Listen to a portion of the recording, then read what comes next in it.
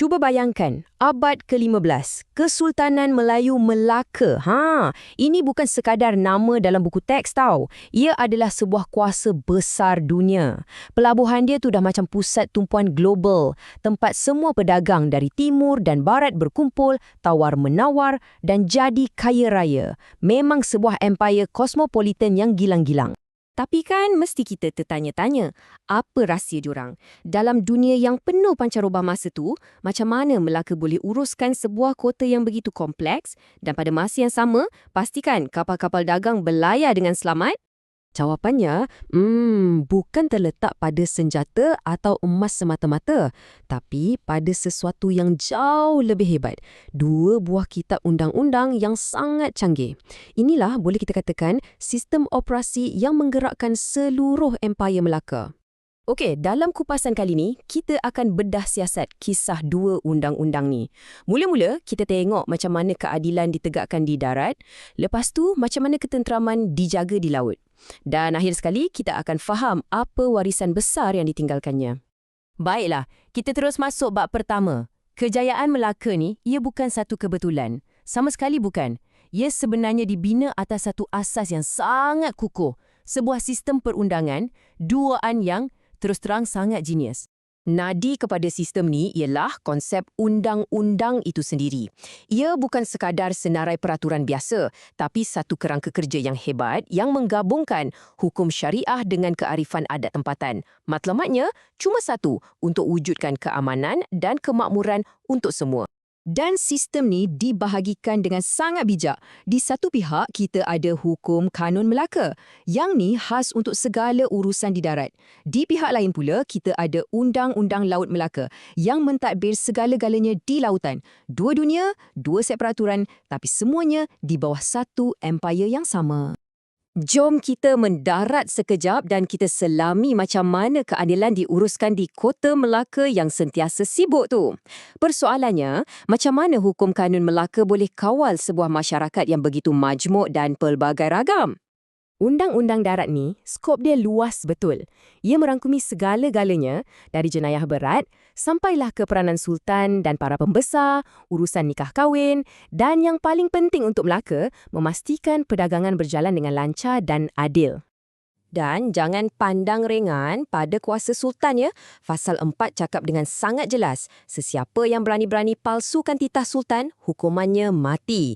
Ini bukan sekadar undang-undang, ini adalah satu mesej yang terang tentang siapa yang pegang kuasa tertinggi. Undang-undang ni juga sentuh aspek yang sangat peribadi. Contohnya, bab kahwin. Sepatutnya kena ada 4 saksi, tapi kalau terdesak, 2 pun cukuplah. Cuma ada syaratnya. Wanita dan hamba tak boleh jadi saksi. Ini tunjukkan betapa telitinya diorang susun struktur sosial pada zaman tu. Kita tahu kan, Melaka ni hidup sebab perdagangan. Jadi, Fasal 30 ni penting sangat. Ia pastikan urus niaga dijalankan dengan adil, dengan mengharamkan riba dan syaratkan peniaga mestilah waras. Tujuannya apa? Untuk bina keyakinan. Bila pedagang yakin, barulah pelabuhan tu makmur. Betul tak? Okey, dari hiruk pikuk kota, sekarang jom kita berlayar ke lautan luas. Bagi empayar Melaka, laut ni bukan sempadan, tapi ibarat lebuh raya. Dan macam semua lebuh raya, ia perlukan peraturan sendiri. Di tengah lautan, hanya ada seorang raja dan dialah nahkoda. Dia bukan sekadar kapten biasa. Bila dah atas kapal dia, kata-kata dia tu dah jadi undang-undang. Dia ada kuasa mutlak untuk jaga ketenteraman dan pastikan pelayaran tu berjaya. Kuasa ni sudah tentu datang dengan keistimewaan. Fasal 13.1 contohnya bagi dia hak eksklusif untuk berdagang selama 4 hari pertama sebaik saja sampai di mana-mana pelabuhan. Ini satu insentif dan juga cara untuk sahkan status dia sebagai ketua ekspedisi. Tapi, dengan kuasa besar, datanglah tanggungjawab yang maha berat. Cuba kita tengok nasib seorang malim atau jurumudi.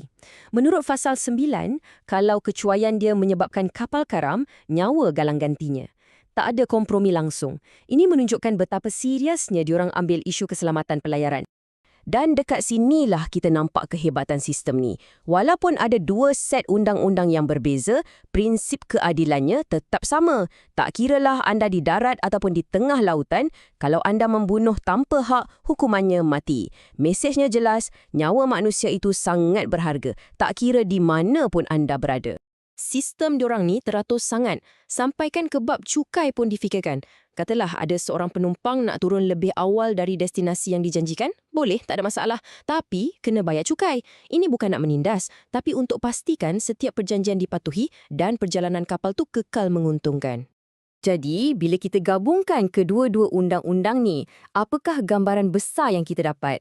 Apakah legasi sebenar yang ditinggalkan oleh sistem perundangan Melaka yang hebat ni? Cuba tengok nombor ni, 44. Itulah jumlah fasal dalam hukum kanun Melaka sahaja. Ini bukan sekadar senarai peraturan biasa-biasa. Ini adalah sebuah manual operasi yang lengkap untuk sebuah tamadun yang sangat maju. Inilah rangka tindakan kejayaan Melaka. Undang-undang ini menjamin keselamatan, mewujudkan kestabilan untuk para pedagang, menjaga keharmonian masyarakat dan menyediakan satu cara yang adil untuk selesaikan apa jua masalah. Memang pakej lengkap untuk kemakmuran. Sebab itulah, tak heranlah kalau para sejarawan pun bersetuju dan menyimpulkan bahawa gabungan pentadbiran yang cekap dan undang-undang yang hebat inilah yang meletakkan nama Melaka di peta dunia dan menjadikannya sebuah kerajaan yang sangat disegani. Kisah Undang-Undang Melaka ini sebenarnya meninggalkan kita dengan satu soalan besar. Ia membuktikan betapa pentingnya sebuah sistem yang adil untuk mencapai kemakmuran.